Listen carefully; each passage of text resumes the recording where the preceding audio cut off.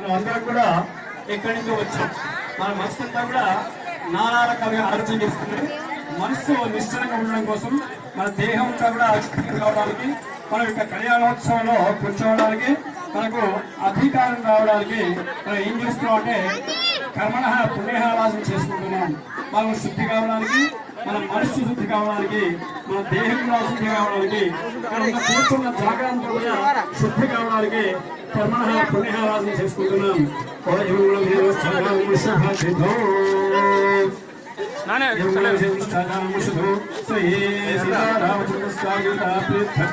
वामोत्सवाख्ये कर्मणि शुद्धत्वं वृद्धत्वं शान्त्यत्वं अभ्युदयत्वं च आयुष्काम्यत्वं सिद्ध्यत्वं महाजने सह षष्ठगुणः च करिष्ये।